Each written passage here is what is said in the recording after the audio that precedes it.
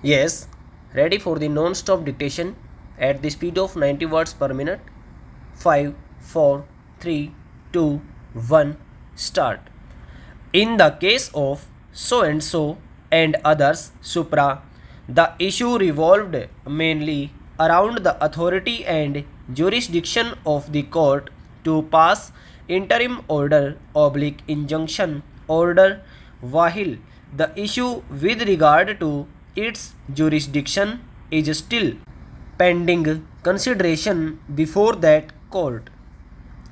It has been held that even if subsequently it is found that the court had no jurisdiction to deal with the subject matter before it, the interim order passed by it before such declaration is made would not be treated to be ineffective during the period it was in operation, but will lose its effect only after issue of its jurisdiction is decided. The principles dealing with such a particular situation were propounded as below. The nature and effect of an alienation made in violation of an order of injunction was considered in Tayabhai versus Hind Rubber Industries Private Limited bracket 1997 3 SCC 443, and the following propositions were laid down SCC page 453, 54 and 459, 60 paras 16 and 27, 28. According to the section, if an objection is raised to the jurisdiction of the court at the hearing of an application for grant of or for vacating interim relief, the court should determine that issue in the first instance as a preliminary issue before granting or setting aside the relief already granted. An application raising objection to the jurisdiction to the court is directed to be heard with all expedition. Subrule bracket 2, however, says that the command in subrule bracket 1 does not preclude the court from granting such interim relief as it may consider necessary pending the decision on the question of jurisdiction. In our opinion, the provision merely states the obvious. It makes explicit what is implicit in law. Just because an objection to the jurisdiction is raised, the court does not become helpless forthwith, nor does it become incompetent to grant the interim relief.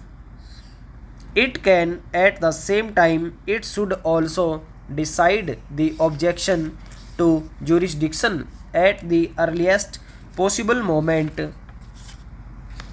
This is the general provision, and this is what section 9A reiterates. Take this very case. The plaintiff asked for temporary injunction. An ad interim injunction was granted.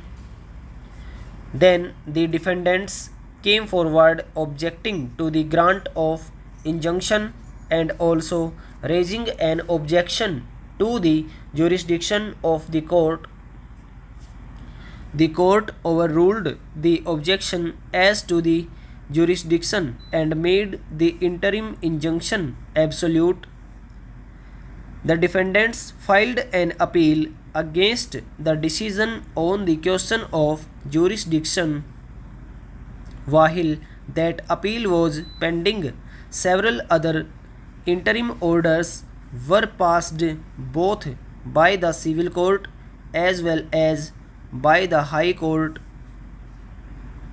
Ultimately, no doubt, the High Court has found that the civil court had no jurisdiction to entertain the suit, but all this took about 6 years. Can it be said that orders passed by the civil court and the high court during this period of 6 years were all non-est, and that it is open to the defendants to flout them merrily without fear of any consequence? Admittedly, this could not be done until the High Court's decision on the question of jurisdiction. The question is whether the said decision of the High Court means that no person can be punished for flouting or disobeying the interim interlocutory orders while they were in force, that is, for violations and disobedience committed prior to the decision of the High Court on the question of jurisdiction, holding that by virtue of the said decision of the High Court on the question of jurisdiction, no one can be punished thereafter for disobedience or violation of the interim orders committed prior to the said decision of the High Court would indeed be subserve of the rule of law and would seriously erode the dignity and the authority of the courts.